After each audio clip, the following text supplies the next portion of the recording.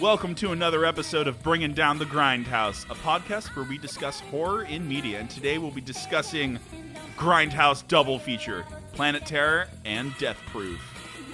I'm Mitch. I'm Murr. And I'm Jonathan. So, I've never actually seen either of these two movies before. Up until like literally last night. Oh my god. Wait, so did you watch them like how you were supposed to, just like back to back? Back to back, yep. Fuck yeah. Just watched them back to back on one. I actually took a break to play Grim Dawn. Okay. And then I went and watched it. So that, I guess, was then. And then we watched all of the trailers, which are great. Right. They're just a few good. minutes ago, we watched them again. I was able to watch them sandwiched. So I did the whole, like, how you're supposed to do it. Like, not even getting up to get, like, same. food or drink. Just, like, watching straight up 3.5 hours of movie. It was really nice and charming for them to bring us back to a time when Grindhouse movies and exploitation films were done in this way, because that's really what they tried to emulate with both of these movies, was creating that atmosphere again. And it hits the marks exponentially. Oh yeah, they're really fucking good for what they are, and they did a really good job of giving you that look and feel for it, going so far as to actually damage some of the film when they were editing it so that it would have that look on screen. I mean, we've got Planet Terror, directed by Robert Rodriguez, and we've got Death Proof, written and directed by Tarantino. I believe Rodriguez also wrote Planet Terror as well. He did so much stuff for his film. He was the director of cinematography. He wrote the musical score. He co-edited it, and he co-produced the film with Tarantino. Oh. So it was like each film was really their own, except for the fact that Tarantino was pretty much on Rodriguez's set most of the time and assisted him a whole lot, whereas Rodriguez didn't really help Tarantino all that much, besides helping him choose the name. Yeah. I really enjoyed both of these films for different reasons, but just similar to how Alien and Aliens was, which we just discussed last week. Right. You can definitely tell the difference in directing styles as well as writing too. It's a big difference. They're very they're very different movies. Tarantino got a lot of flack for his dialogue. They felt like most of it was expository and way too long for the movie, but I've seen a lot of his movies, and that's kind of his thing. Yeah, that's kind of how it is. Have you ever seen Reservoir Dogs? Right. Where they just talk about drug deals that have gone wrong. The opening shooting other scene. People. Like, what is it? They're talking about, like, coffee and, like, whether or not they should tip the waitress. Yeah, that too. It's like, you got to fucking tip. Like, they go on this thing for... It's like 15 minutes long. Yeah. It's what Quentin Tarantino does, along with feet shots. Oh, yeah. If you couldn't tell, Death Proof was literally foot fetish. Like, the whole fucking thing. I mean, every movie. I counted 6 feet shots in Once Upon a Time in Hollywood last year in the theater. I was just like... I should start counting that, too. Now that when I watch his shit, I'm like, there's got to be more. Yeah, and then there's the meme going around. It's like, keep your socks on. Quentin Tarantino could be anywhere. He starts Death Proof with a shot of feet, doesn't he? Yeah, he does. Yep. It's like Absolutely. through the dash while she has her feet up. That's fucking awesome. Oh, man. Just some quick stuff about the films. Death Proof was made on a really small budget. It was like $10.9 million. Or actually, it probably was made for less than that. That was what it made in the box office. But there's specific reasons for that. But I'll get to that in just a sec. I just wanted to remind people who it stars. It has Rose McGowan, who you've seen in a bunch of other films. It also has Josh Brolin, Bruce Willis, Stacey Ferguson, a.k.a. Fergie. You mean we're talking about Planet Terror? Yeah, Planet Terror. Yeah. Tom Savini, and then Quentin Tarantino, who shows up in a really small role. I love that he goes into his own movies, though. He's done it ever He since always his does first. it. Yeah, and he's never really like a huge role. Yeah, like he's like, yeah, I'm cool with just being that extra that delivers a package. Like, yeah, why not? exactly. It's kind of like that Stan Lee of things, but like, Right. when you see Quentin Tarantino, he's probably gonna get a couple voice lines too, though. You know, I think one of my favorite ones of his in a movie is probably his Django Unchained where he cameo explodes. where he gets blown up. Yeah, it's so good. And he's like, Australian. Yeah, he's Australian. It's great. And he's like, he's like a really dumb Australian, which is so weird. And then like in Django, like somehow sets off the TNT with him and then escapes and goes back, and that's how the film continues. It's so great. Mm-hmm. But I loved that bit because it seemed so out of the film and brought in for no other reason than to have Quentin Tarantino in his own film. But I mean, it worked out fine. And then in Death Proof has Tarantino himself. He's like the bartender. Eli Roth, Kurt Russell, Rosario Dawson, Rose McGowan, Mary Elizabeth Winstead, Zoe Bell as herself, which is hilarious, and Vanessa Ferlito. Those are all of the main characters in it, and Zoe Bell was actually brought into it as a main character because she was a stunt double for Uma Thurman in Kill Bill. Yeah, they kind of look like they have a similar thing. Yeah, I mean, maybe their body type, but not so much their face. Yeah, that's what I mean. Like, because when you're doing stunts, it doesn't matter. And the thing is, they even talk about stunt people in the Death Proof later on. Oh, yeah. Well, Death Proof is centered around Quentin Tarantino's, like, fascination with death-proof cars that they used to use in old crash scenes, where they would basically reinforce the entire car so they could just run into a brick wall and be all right. Have like a bunch of chicken wire, a bunch of stuff that, like you said, reinforce it, like even more stainless steel, like the glass box for the cameraman, everything that's basically making it a Killdozer. Shout out to Killdozer. Killdozer. Yeah. We love you. If you don't know what that is, just go Google it real quick. Google Killdozer, and you'll learn a fun story. Poor blue-collar worker.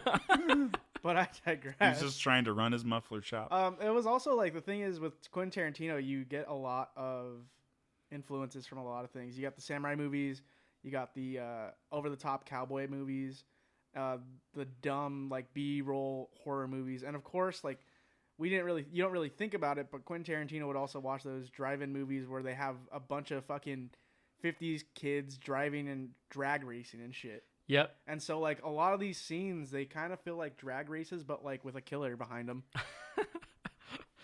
I mean, it makes sense. You could see what kind of time period he grew up in and what they were both trying to emulate with it. And by combining them and releasing them together, they were kind of helping each other out as well, because I don't think each film would have done quite so well if it wasn't released in this way. And if they were just trying to make a straight movie by themselves. It's a lot of fun to have them both together and to have the same vibe that you get from them. But there was like a lot of other stuff going on sort of in production. Like with Robert Rodriguez, he had like a beef with Harvey Weinstein, who was the person who was like basically funding his movie. So at the time, Robert Rodriguez was dating Rose McGowan, and he starred her in the film because he knew it would piss him off. And Rose McGowan had accused Harvey Weinstein of sexual assault. And we all know he was like, I don't know if he's been convicted yet, but he's on trial. Really? Still? Yeah, he's still on trial for that shit. So, court systems take forever to get anything done. He blacklisted Rose McGowan and didn't want her in any films after that. And so Robert Rodriguez starred her anyway. And so what he did in response was cut his ad budget, which is why this movie didn't really get that much spread around, because he cut all of his ads. I mean, either of them. Like, yeah. Them and then by association, feature. Death Proof didn't do so well either on the box office because no one knew about it. I mean, they barely made their money back from what I saw. Yeah, so Death Proof was like $30 million budget, only made 30.7 back in the box office. Wow. So it's like they barely broke even on that movie. Despite both of the films having really positive reviews. Like, most people love them, and then they became instant cult classic films for people. I mean, when you have people in the Academy Awards making jokes about how scummy Hollywood is to everyone exactly. At home, I mean, it's just a thing that's just been occurring for years, and Harvey Weinstein is a piece of shit. Yeah, fuck that guy. Fuck Harvey Weinstein. What a piece of shit. Yep. I agree with this. But yeah, so that was some real life drama actually caused the films to not do as well because of some personal beef that was going on. But besides that, enough people have watched it at this point, especially once it got released with their extended versions. So within the films, they actually have these scenes where they say there's a missing reel. And for Rodriguez's film, there was nothing there. Like, they didn't film anything for it. But for Death Proof, there actually is a scene. There's the lap dance that is given by Butterfly, I think is her character, to Stuntman Mike, and you can watch it in the extended version. Oh, it's yes. a full dance to the song Down in Mexico. Okay, so you didn't watch the extended unrated version? No, I did. I watched it. I watched the extended unrated I was ones. able to get a copy of the dual pack unrated extended. Oh, fuck yeah. So, like, I was able to see that. I just assumed that was in the movie. Oh, yeah. So effectively, though, they do a cut like that, even with the extended cut. Yeah, so Tarantino mentioned that he cut it down like how they would cut down films before, where they would tell them it's too long, it has to be cut down, it's going to be a double feature, it's going to go into this Grindhouse theater, so just cut it off. And he did the same cutting with Death Proof for the Grindhouse double feature. But then he did his extended release for a film festival, and then that's the first time people got to watch the extended version by itself. And so each one has its own extended version. The Planet Terror one just has extra scenes, which are just more violent gore scenes. Yes. So if you wanted to watch both extended versions, it's definitely worth it. You get to see all of the extra things that they had to cut for the double feature, because they didn't want it to be like over 4 hours. So they decided to just do shorter versions of their film. For Death Proof, I feel like it works really well for the short version of the film. Even though the extra version is cool and to see all the extras, I think it did really well with its pacing when it was cut. Yeah, and the thing is with the Planet Terror cut as well, it's just kind of funny because it's right before the two main characters are about to have sex, and you just assume they go far with that cut because like the entire building is set on fire, shit's getting overrun. It's just like, oh, that would have been cool to see how that happened. No, you don't care. You're just like sick. Shit's hitting the fan and it's happening with that missing reel with the little white circle as well. Yeah, because they're changing. Well, I guess they even talked about how we were supposed to assume kind of what happened in that scene, and everyone kind of just assumes that they had sex. But it was also for the comfort of Rose McGowan and Robert Rodriguez. They didn't want to have a sex scene with his girlfriend and him having to watch. So he did not want to film that. But it should be stated that later on, Rose McGowan felt like she had been exploited for the film because of the way that he placed her character and the possibility of her being sexually assaulted in the film as well. But he argued back that she was able to kill all of these predatory men later in the film. So it's up to people to decide how they feel about the film itself and whether or not she was exploited. But I mean, we'll talk about it in just a bit. I mean, this is an exploitation film. Yeah. So it's the kind of part of the genre. It's like we're ramping up blood, gore, sex, violence, and I mean, in older Grindhouse movies, like racism and fucking all kinds of shit. I mean, like when we were talking about Toxic Avenger, child murder, animal murder. I mean, this is just where you get into those kind of like almost snuff grade stuff, but not really. It's just like a comedic take for like snuff stuff for just people who have that kind of stuff in their mind. It's sort of like it's over the top for the sake of being over the top. Oh yeah, and that's really what it is. Like, this is so fucking ridiculous that you just like laugh your ass off at it. Basically, I would say Planet Terror is definitely more ridiculous in that sense than Death Proof is. Absolutely. Yeah. Death Proof is more believable to me. Yeah, it's always like, and with a lot of Tarantino movies, he kind of grounds stuff. Yeah. Like a lot and whatnot. I think that's usually with his dialogue choices and things like that as well. Like, it just feels like people bullshitting like how they do bullshit. I think the only one I've seen from Tarantino that didn't seem that way to me was Kill Bill, because it was meant to be like this epic that he had created. But other than that, all the rest of them seem pretty believable up until he like subverts what you're expecting for the film, like in Inglourious Bastards, where the ending is not what it actually is, and they get to actually murder Adolf Hitler. Yeah. So it's just like he completely changes stuff that way.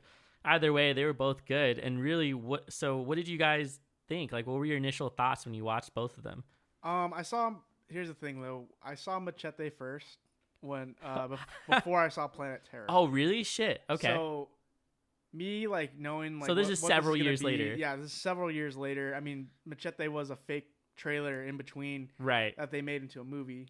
And, yeah, so in between the two films are these trailers that they made, which are all fake trailers for fake movies. And they try to include them because that's what would happen in a double feature. You would get trailers for other films and then even ads for like something next door, like a food place, or just, go watch this television program or something like that. So they're able to insert ads. Buy this soap. Yeah, something weird. It was usually something local to the area for those Grindhouse theaters. Because the thing is, you're not going to get a big theater to do this. You got to get your, mom and pop, like, after hours, like, have like, some, like, 17-year-old kid just like, yeah, let's put this crazy-ass movie on for people. But what were we talking about? I mean, do you feel like they do well as a double feature? Like, do they complement each other? Were they meant to be put together? I felt that the aesthetic, like, burning clips, cut film, the film grain, the intros as well with the classic music. It all hits these notes about, hey, I'm watching something that's supposed to look like it's from the 70s. Right. And aesthetic-wise, it does it right. I felt that Death Proof obviously is a more mature film, but Planet Terror was just that over-the-top, like, I'm having fun, I don't give a fuck. Like, I am literally just putting my brain on the ground right now just to watch this movie. Like, I'm not going to question things. Yeah, I think I agree with Mur on that one. Like, it did a good job of capturing that 70s aesthetic, but as far as films go and if they complement each other well, I feel like there's a drastic difference in exploitation, if you will. Like, it's a lot, like the Tarantino one's much more grounded. Death Proof's more grounded, whereas Planet Terror is that over the top that you're looking for when it comes to Grindhouse sort of things. And same with the pacing. Like, Death Proof is a slow burn until you get about 45 minutes in, and then it crescendos, and then it's another slow burn into the next. Death Proof, the movie doesn't actually start until like an hour into the movie. Yeah. Because of the way they did the story. It definitely feels like two separate stories in one, because that is exactly what it is, and they kind of build the same way that Tarantino does in most of his films. He wanted to just I think he wanted to really introduce who Kurt Russell was as Stuntman Mike. And he's even commented how people have kind of forgotten about Kurt Russell, and he was a huge movie star in the 70s and 80s. Like, he was amazing in most of the films that he was in, and then people watched this and kind of forgot who he was and didn't really know like what kind of acting he could do. I didn't even know it was Kurt Russell. I fucking love his character in this film because you can tell that he's just like, he's a fucking asshole, and he's definitely playing another badass character like he did before, and he's just really old. Well, older. He's not that old. Yeah. But it was still entertaining to watch. I feel like they did well as a double feature, but I did like Death Proof more because I felt like the pacing was better. I felt like Planet Terror was really rushed, and there was too many things happening and being shoved into one film, whereas Death Proof was such a contained story that all you really cared about was the three girls that were there and whether or not they were going to survive the film. Whereas the other one, you're like, there's too many people. Or at least for me, is what I felt when I was watching it. I mean, everybody in Planet Terror gets capped at some point or another. Most of them do. So you're just like, how long is this character actually going to be on screen? How long is this? I do have to agree. I think I am still kind of like juggling with which film I enjoyed more of the two of them. I'm still sort of juggling around in my head at the moment. Yeah. The thing is with Death Proof, everyone has to compare it to other Quentin Tarantino films, and that's like they're on a different plane of existence, in my opinion. They're very similar in the fact that they have Quentin Tarantino's staples, but it's supposed to be a Grindhouse film. It's not supposed to be something like, compare that to like fucking, what was it, Inglourious Bastards, or what was the movie, Django Unchained. They couldn't be like any more different in the terms of being like what they were going for. Right. Like, I don't see them on the same thing. Like, that's why people say Death Proof is the worst Tarantino film. I don't know about that, but okay. What is the worst Tarantino film? I don't know. I think the worst one is Hateful Eight. Not because the story is terrible or that like it wasn't enjoyable. It's just the story itself. I didn't care for it. Like, I don't care about these people in this cabin. I haven't about seen what's Jackie going on. Brown, so I can't give. Oh, Jackie Brown's fucking amazing. Like, that is. I enjoy that's Jackie up there Brown a lot for me for one of the best ones. But also like, yeah, no. Watching Hateful Eight, I think I was just annoyed that they were only in that cabin for 2.5 hours. Yeah, it was. I mean, not to get too off topic, but yeah, I agree. Hateful Eight was like kind of bored me a little bit. To be honest, like, it had like the standard, I also didn't like the ending. And everything. I didn't like the ending at all. Yeah, I felt like it builds up to kind of nothing. But I liked the dialogue. I liked the way that they interacted with each other. Either way, I digress from hating the Hateful Eight. and really, I think one of the better ones was definitely like Kill Bill, Jackie Brown, Pulp Fiction, things like that. I love Django Unchained because it's probably the only one he has that has a happy ending. True. I think the rest of them, they all have terrible endings. Yeah, like stuff just goes bad for everyone. Or like, basically. Stuff goes bad, or actually, stuff pretty much goes bad for everyone in all of the films he's ever made. Because there isn't really any, I guess Once Upon a Time in Hollywood is technically a I actually haven't ending. seen that yet. I, for one, like the Hateful Eight a lot. Here's the thing, you're gonna complain about the runtime. I get it. Oh no, you're yeah, gonna complain about the setting. I get it. But from story wise, shout out to Aiden. It has a lot of great things going for it when shit hits the fan. And that's the thing with all Quentin Tarantino films, especially with Once Upon a Time in Hollywood. The entire movie, you don't really know where you're going. And then like at the end is when you finally get a crazy ass action I feel scene. so strongly about that movie. It was an hour too long. You could have cut out the whole middle of that movie and it would have been fine. Like I don't need what's his name having Manson in the film with all of his followers.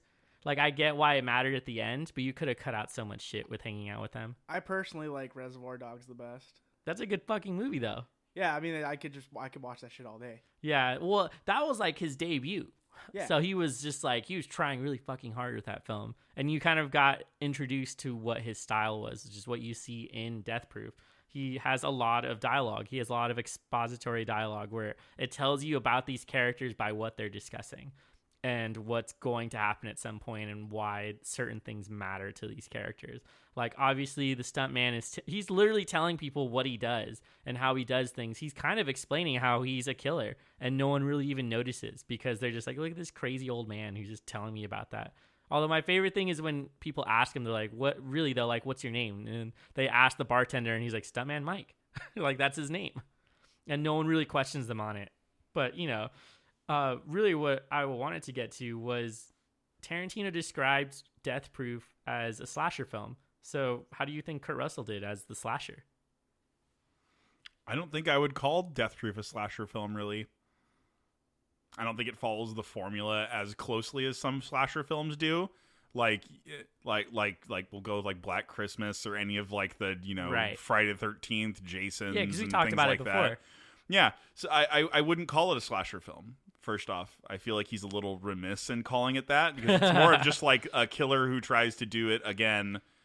But I don't know, it just doesn't follow the same formula. It's a little bit different. I wouldn't call it a slasher either, especially because he sucks at it. Yeah. Like he's successful with it at the beginning when he does get those first girls, but then it gets completely turned on its head, which is kind of a positive thing that all of the girls end up surviving it anyway. But it's still like he's not really like a good slasher. Most of the slashers in the films, they're really good and successful in what they're doing, and in this case, he kind of wasn't. So I wonder if he was trying to just subvert that and create a slasher that was kind of hapless. I like Kurt Russell as he's a bad slasher in this, of course. Right. I'll give that opinion out, but I like it for originality. Just having a death-proof car, just being like, hey, and a stuntman who wants to do this shit. Like, they're safe, but on my side of the fucking car. Right. Like, that's such a good scene, by the way. That's probably up there with one of my favorite scenes when he's explaining to her what's going to happen, and she's stuck in the little box next to him, and he keeps like swerving the car so she hits the sides of the thing and then finally breaks and then just breaks her nose. That's so fucked up. Yeah. No, she like almost caves her whole face in. Right. And it's just crazy. Especially when obviously the part where they go down the highway, he turns his beams off, and then he just goes 200 miles per hour into the girls. That was such a good scene. That might be my favorite scene from Death Proof because you get to see, they replay it every single time you get to see a different girl and what happened to them. So like one girl gets a fucking tire to her face. Another girl goes flying out the fucking window. Another girl gets her leg cut off. So it's just like you get to see everything that happens. And then his car just kind of flips and rotates. And the worst thing that happens to him is like a fracture. Yeah. He's like in the hospital, which is really funny to see. And it's funny because they're just like, oh, you weren't on any drugs? Must have just been an accident. Right. Doesn't believe him. What's great is the crossover for the universes in this moment. So you have the two hospital people. So you have Josh Brolin's character and his wife, who's also a doctor. They're in Planet Terror as well. So like, I have to believe then that both films are really close to each other, cities over, maybe even the same city of what's going on. And then in this, like the cinematic universe, they exist together.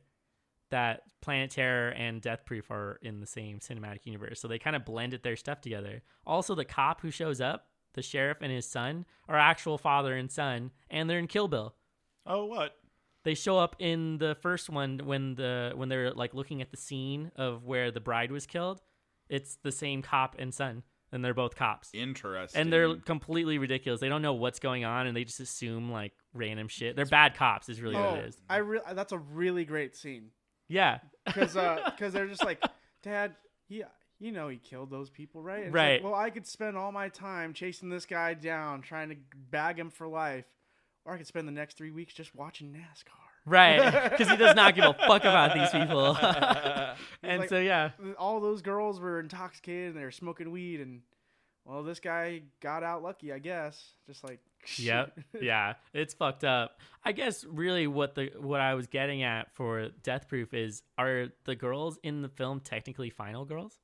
The ones at the end. Yeah. Yeah. And here's the thing. It takes a stunt woman to kill a stunt man. Yeah. Oh, Yeah. that's a good fucking point. Yeah, that's a really good point, actually. She also plays herself. She plays Zoe Bell as a stunt woman. So Yep. it's like she ends up being herself, and she is one of the main characters. She was on the title card when they were presenting it with Kurt Russell, Rose McGowan, and Zoe Bell.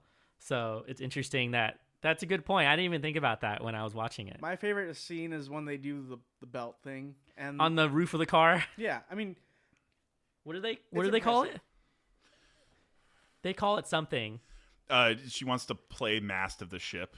Yeah. I believe is what it's called. Something like that. The mast of the ship. Yeah, and so you have this scene. It's incredible when Kurt Russell's chasing them, and this girl's flopping all over the hood of the car, like near death.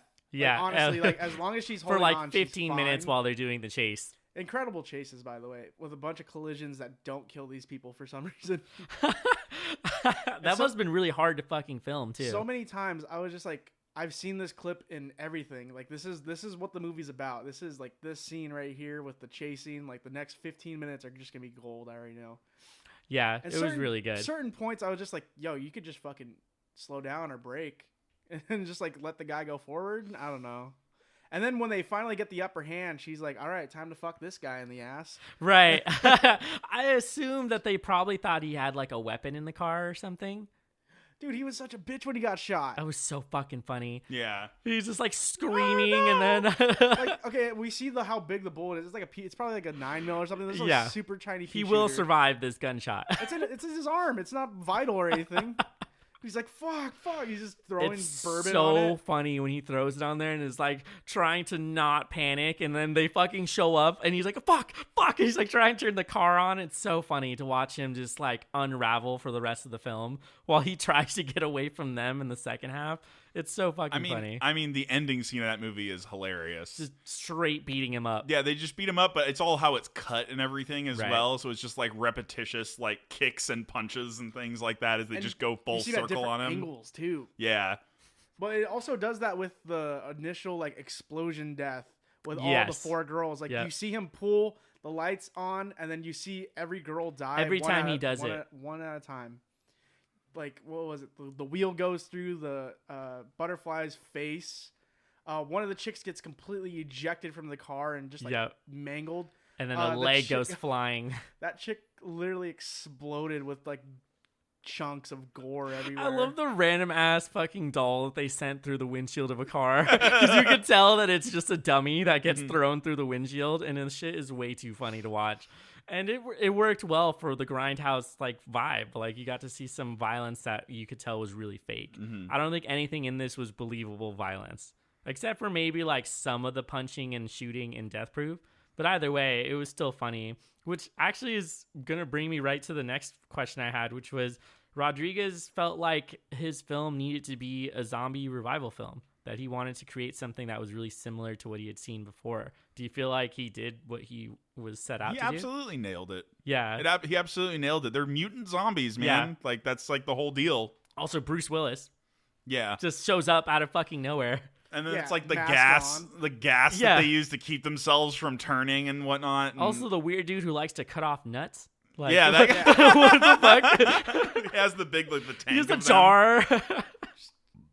Where are your men? Oh. Right here. I love when it gets broken and he's like scrambling to pick all of them Yeah, up. all It's the like, oh, I gotta get all my the balls, testicles. all the balls. One of them like lands in his mouth too. Yeah, Oh, it's it's just so awful.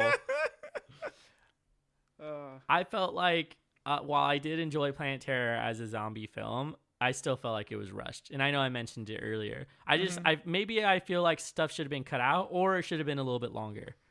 Just because they were trying to fit in so much. Or maybe they should have just cut out like the whole love story and it would have been chill. I don't know. I can't figure out what needed to be done with it for me to like it. They do a lot of things correct that you should do in zombie films. Right. The outbreak going through a hospital. Yeah. And I think it's really fun because it's just like, look at all these fucking people. Like, how many people are infected today? And then, like, they're talking in scientific terms about this guy, and they're saying, you have gangrene, but you've had gangrene for, like, 2 weeks, and you just came in. And he's like, no, I got this, like, now. Yeah, like, he's like, ago. he's like, just yesterday. Like, what the fuck? And they're like, it's not supposed to be like that. Oh, there's something they're wrong. Seeing mutations, and, like, I love when they're like, we got to cut his arm off. What do you mean by right, arm? right. They skip right to it. Also, the doctor, I can't remember her name, but she's great in these scenes where she's talking about how she has her little friends, which is the 3 syringes, which will like make you go to sleep, like not feel pain, like all these other things. And then eventually gets used against her when her husband finds out that she's cheating on him with like her ex-girlfriend or something like that, because they're texting each other, which I think is Fergie, isn't it? Yeah, it's Fergie. It's Fergie? Okay, Yeah. I'm not too familiar with that artist, so Yeah. So the girl that shows up in town who like needs help with her car and shit, she is the one who's with this woman and is who she's cheating on her husband with. And then he somehow manages to get both of their phones together because she gets killed like on the road somewhere and then gets brought into the hospital. And then he finds her phone, finds his wife's phone, and then literally puts them together in one scene and is like, yep, you guys are texting each other. And then he uses those needles on her, so she loses all of her hand function, and it's so fucked up because she tries to open her door and then breaks her wrist in the process because she slips and falls. It's such a fucked up scene for that one. Yeah, it's all coming back to me now. Also, the little kid just caps himself in this movie. Yo, right? Like the fucking kid shoots himself, but you don't see it. But it's still like it's heavily implied that this kid has just shot himself. Yeah, she's like, I need you to point this gun at anything that isn't me, and remember not to point at yourself. And then she closes the door, walks 2 feet. You're like, oh, did the kid really just fucking do that? Yes, he did. And that's when she goes back to try to open the door and fucks herself up. I gotta say, Tom Savini, super funny character in this one. I don't know what his name was, but he was fucking up so hard. Just like accidentally shooting fucking civilians, shooting several officers on accident. Loses his finger at one point, I think, and is just flipping the fuck out because he's such a bad cop. I love that Tom Savini's in so many fucking movies. Yeah, I think I agree with John that Planet Terror is very rushed because it like you don't get enough time to comprehend what's happened in it. No, but I feel like that's half the fun of it. Yeah, but that's kind of part of the deal with these Grindhouse movies, and especially with Planet Terror in particular, is they're trying to get to the action as quickly as possible, right? And get to all of the ridiculous shit, which is what kind of like your trauma films follow as well. Just like how much ridiculous shit can we put in one fucking movie? Well, it's like the things that we're supposed to care about are throwaway line movies. So it's like the oh, that's a biochemist. Okay, I explain it in one line. Now we're going to go do the thing. Okay, bam, biochemist is dead. Wait, what? Does it Now we don't have a solution. Fuck. Yeah, we're all fucked. I do like how they go all doomsday near the end where like civilization is just completely fucking done, but they have a nice villa by the sea. Oh yeah, totally. Yeah. Very convenient for the film. Build something with your back against the water. Like, just fucking... It looked like some shit from Peru. Like some of those ancient Mayan temples. Right. It really did. Which kind of reminded me of, what is it, from Dusk Till Dawn? Yes. Where it ends up being like a temple. We got to do an episode on that, too. Yeah, we definitely do an episode on that one. Tom Savini's in that, too. Yep. And Quentin Tarantino. Yeah, totally. Fucking, wait, that was... God, who was the lead character? I should know this. George Clooney? George Clooney. Yeah, George Clooney and Quentin Tarantino are brothers, which is so fucking weird. They look nothing alike. But anyway, how do you feel that these two films were truly horror, if at all?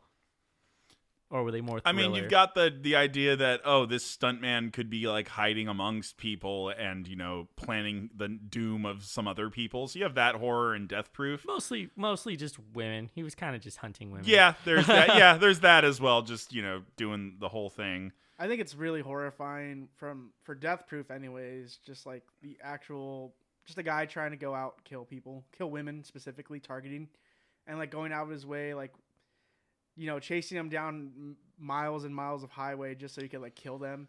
But also, I think it has a little bit to do with the horrific fact of people who go to bars, kind of just like, hey, I need a ride from you, but please don't rape or kill me.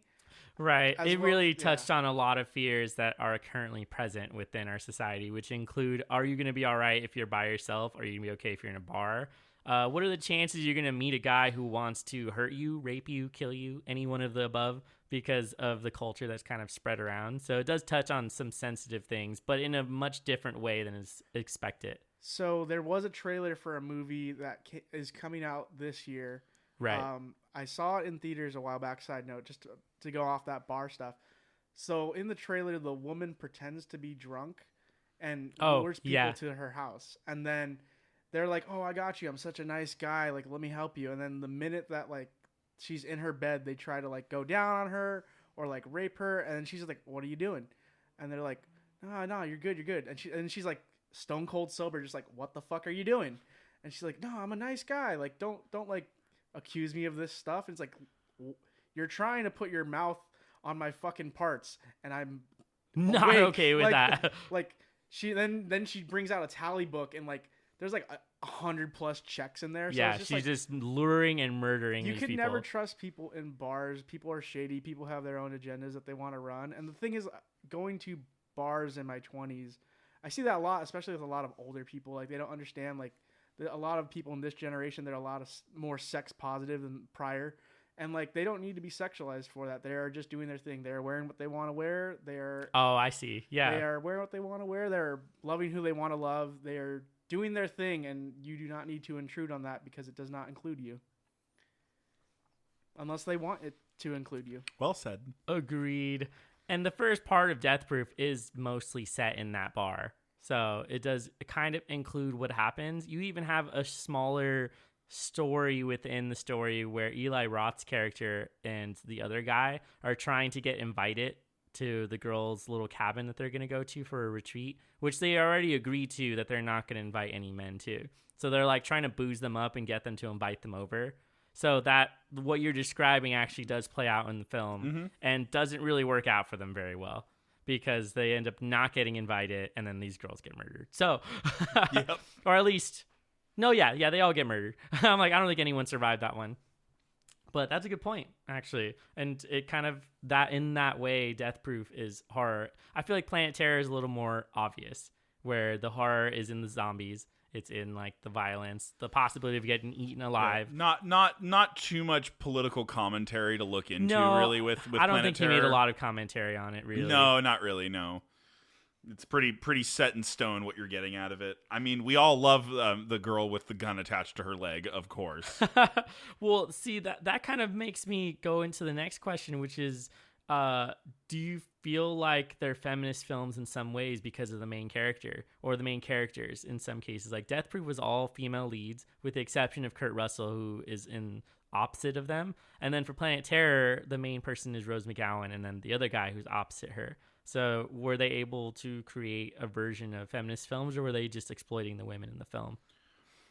I feel like both of these might pass the Bechdel test, which is a really bare minimum. Right. Yeah, it's a very bare minimum, like, feminist. It's got to like, be film two female characters that talk to each other, that are named, that talk about something other than men. Yeah. Does Death Proof pass? No, not Death Proof. Planet Terror.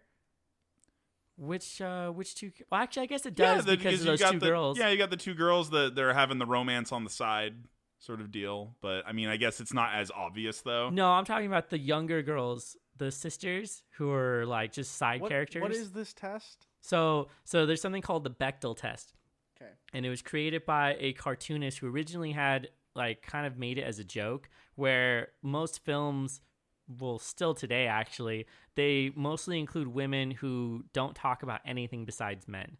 Like they don't have their own sort of feelings about what's going on. Personalities, really. They're really only there to push the narrative for the male character forward. And so what they came up with was this test where if you watch a film, do well, first of all, is there women in it? Is there 2 women in it, and are they named, and are they main characters? And do they talk about anything besides men? And a lot of movies fail this test, which is really simple. Like, it's like the most basic of tests. And there's a lot of films that fail it. So I don't know, actually, if either one. I think Death Proof passes for sure. Well, easy. Oh, Planet Terror passes as well, though. Which 2 characters talk about stuff? The main character obviously talking about the outbreak and how, she, what's it called? How she has to like deal with the situation. No, I mean, does she talk to another female character about that? No. That's the test, though. Oh, you have to talk to a female Yeah, character? 2 girls have to talk to each other in the film about something other than men. Oh. That is the Bechdel test. Okay, perhaps So not. I think actually, no. Minor characters talk about getting paid for babysitting. Well, see, that's what I was saying. I think those 2 girls kind of count, but they don't. I don't think they name them. They don't, though, because they're also texting boys right now. Oh, that's true. Boo. So I guess you fail. Planet Terror, I Planet think, Terror. fails, but I think Death Proof passes because they talk about a whole bunch of stuff. While they're like talking about like getting cars, they're talking about like what are they gonna do? Like, should you own a gun? Like, Yeah, they get into like a lot of different topics and whatnot. So surprisingly, Death Proof passes.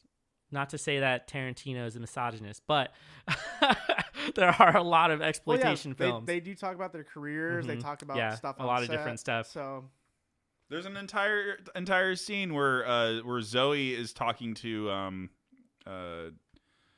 not Dawson, but God damn it, what's the name of that other character? I forget. But they're just talking about it. They're arguing over whether or not you want to do ship's mast or not.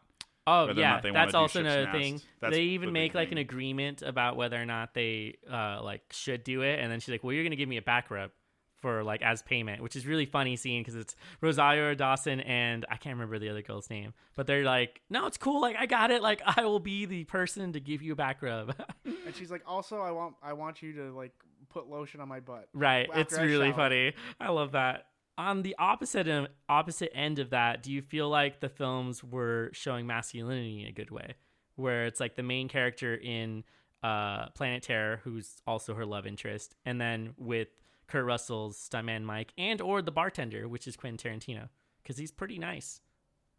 So it's like, do you feel like they did it well, or was it more of just like, we're just going to exploit everybody in these films? Well, I mean, you also have those other 2 bar people who are just like, hey, if we get like 2 or 3 Couple more of dirt shots, bags. like we'll get a Jaeger shot in them now, and then we'll get them a beer later, and then Yeah, he then they'll- explained his process. There's like different things. You also got the creepy farmer mechanic guy. Yeah. Who's like selling the car. Who they imply that he is talking with a porn star. Yeah. And leaves, and they kind of leave their friend there, which is like, it's pretty shitty, to be Yeah, honest. They they- suck for that. they Like, straight up leave her there, letting him assume that they might have sex. So like, there's that, which I feel like was totally like a thing Tarantino just wanted as a funny joke. But then like, you're like, oh wow, they're fucked up friends for doing that. But I mean, it still works. It just, I mean, I think it was more negative masculinity than it was positive for both films. I mean, that also depends on what do you consider to be positive masculinity versus negative masculinity. I would say positive would be something similar to like what the bartender was in Death Proof. Right. Where he's just nice, he's supportive, he doesn't have like a whole lot of ulterior motives for things. That's how Kurt Russell's character starts. Also how Kurt Russell characters start, and then it kind of gets changed. Because I mean, he explains like, oh, I go to bars just to hang out, eat nachos, and drink soda. I guess the main character from Planet Terror does have some positive masculine traits where he wants to be the hero, and he defers to her at some point where he understands that she's going to also fight. So in that way, he is a positive character. Yeah, he's just the get shit done guy. Right. Yeah, 'cause- Gather everyone together, get them moving to the next point. Let's Right. all survive. Come on, everyone. Not even that. Prior in that as well. But the thing is, prior to that, he was saying like, you're destined for way more than you think you're capable of. Oh yeah, totally. He like supports her and is trying to tell her that she needs to do more, and like even helps her get that crazy gun on her leg. I would say that's pretty positive Yeah, that works masculinity. out. After a little more analysis. As well as, him, like, you stole my fucking jacket. And she's like, what? That She's shit's like, so do funny. you know what's in the jacket? Because I looked for it for 2 weeks. Right. She's like, what the fuck is it? He wanted to marry her. Yeah, he was gonna ask her, and literally the ring is in the pocket, which I still don't know how she didn't find it, but whatever. Movies. Yeah, whatever. Yeah, it still works. It's Marriage fine. wasn't a staple point of Planet Terror. No, I don't it was think. not. Also, there's the strip club owner, which I forgot about too. Yes, there is a strip club owner who is a dirtbag. Yeah. Yep. And it's just like, I'm going to take some of your money. Thank you. My favorite character is the fucking butcher. Oh, yeah. Who's just throwing random shit into his stew. What are you saying, Mitch?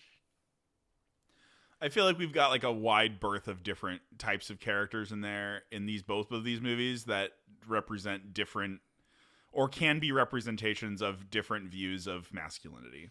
Yeah. So it's not entirely, so it's more of like a neutral perspective, I would say, on these topics. All right. Did you guys have any favorite scenes or things that stuck out to you? Motorcycle scene, like, get on. No, other side. No, other side. Jumps out, just fucking hitting that shit correctly. Then she jumps off, does a barrel roll, and is like break dancing, killing people left and right. Oh, with the gun on her leg? Yeah. That's what I'm saying. That's a good one. You're right. Any of the scenes where the guy's just like, I never miss. Oh, any of those, and I laughed every time. I was like, "Oh my fucking god!" The this cheesiest fucking of lines to include for the film. Line, I never miss, and then he like literally does not ever miss. And then there's like, but now there will be 2 of you in this world. He's just like, I never miss, like, but we use protection all the time. I never miss. Oh my god! God damn it. I also in Death Proof, you've got the entire like last car chase, like that whole like 15 minutes of time is gold, is really good. Mur, what was your favorite scene from both movies? Yeah, scenes, I guess. The motorcycle multiples. one, like I said, and then there was another one from Planet Terror. Yes, when he shows off the motorcycle and like explains how he got it because he had such great barbecue. And just everything with the barbecue dude is funny because like he's just trying to find the perfect thing for his sauce. Right. The whole time, the whole movie. And then he gets cut in the head and he's like, blood. That's correct. Blood. My own blood. And then he's like, wait, there's salt in blood. I need more salt in my fucking barbecue. I mean, he figures out a good solution, I think. It works. Yeah. I like the scene when he shoots, when Ball Collector, Testicle Collector shoots the canister and all the gas comes out, and then all of like the dudes run through the gas and all their faces are just ripping melting off their own faces. It felt so comic book to me, and that like really set a tone for how the rest of this movie was gonna go. That's fair. Yeah, actually, it really did set the tone for pretty much everything else that was gonna happen. Yeah, and it gives you a quick explanation for why they're turning that way too. So it's just like you get kind of a exposition in that moment. So it works out really well. My favorite scene from Death Proof was when the first group of girls get killed in the car. Because that's a good one. It's just ridiculous cinematography for what they did for replaying the scene to see all of them.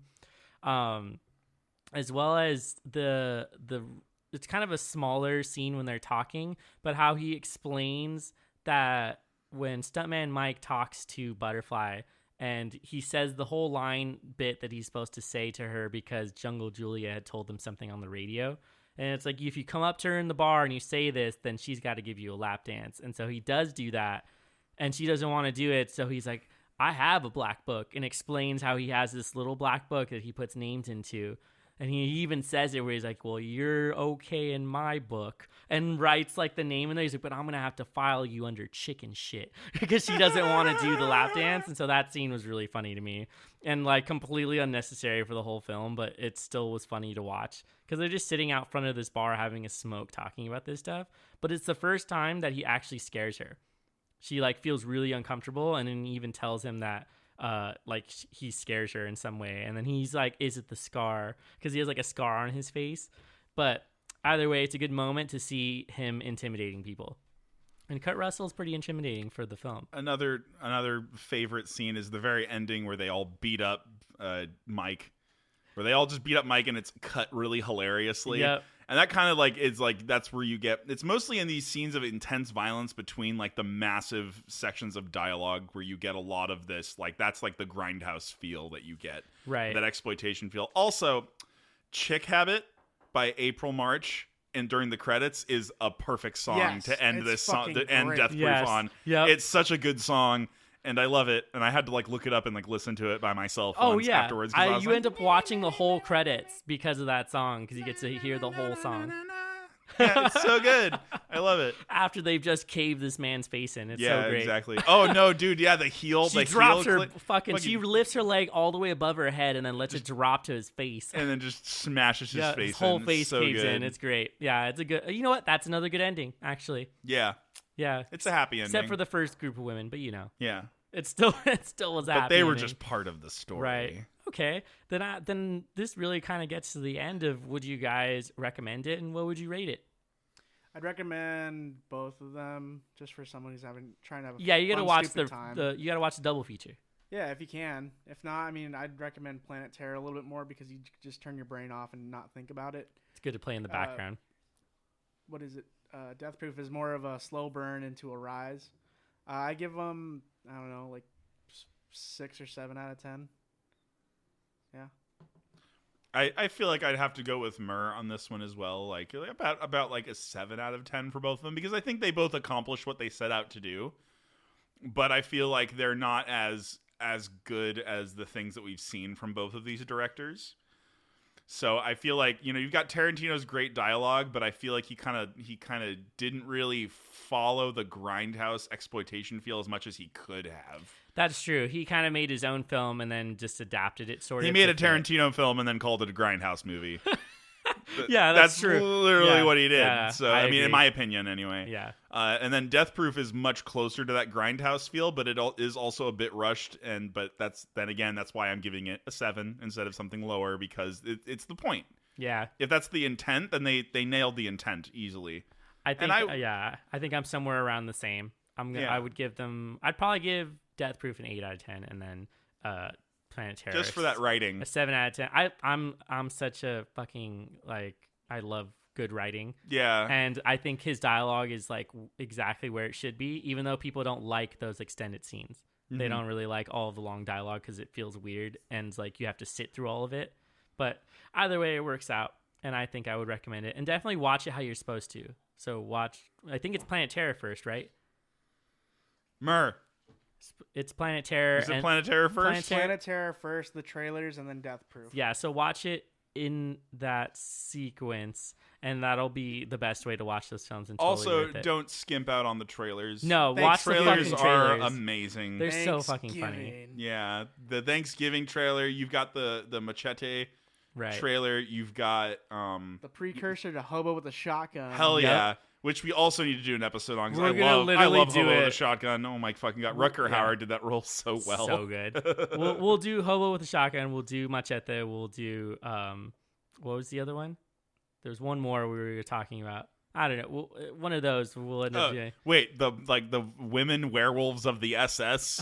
That trailer is fucking ridiculous. Yeah, it's weird, and it's like directed by Rob Zombie. Yeah. Starring his wife. Anyway, it's a really funny movie. Don't. Right. No, it's definitely go watch all of them. They're enjoyable in their own ways and definitely cult classics. And if you've liked all the other films, you'll like this one as well. Much less serious than the ones we've talked about recently, which is why I feel like we definitely had to do the Grindhouse to go back to some of those cultist vibes, and it works out really well. And to help keep our namesake as bringing down the Grindhouse. Right. Yeah, exactly. We originally started with the intention of talking about why these films are important to horror. And in this case, these are paying homage to old horror films. And that's what they did with this. So they went as far as to damage some of their film to make it look a certain way. And I think that's definitely cool to add into the whole horror genre. They're just trying to help the conversation like, hey, this is an exploitation film. Yeah. We have famous Hollywood directors doing it. We grew up on this shit. If that's cool, you should check out what we grew up on. Oh, yeah, definitely. Well, that pretty much brings us to the end of it. And I just wanted to remind everyone that we're really easy to find on all of the streaming services. So we're on all the main ones. We're on Spotify. We're on Apple Podcasts as well as Google Podcasts, iHeartRadio, as well as SoundCloud.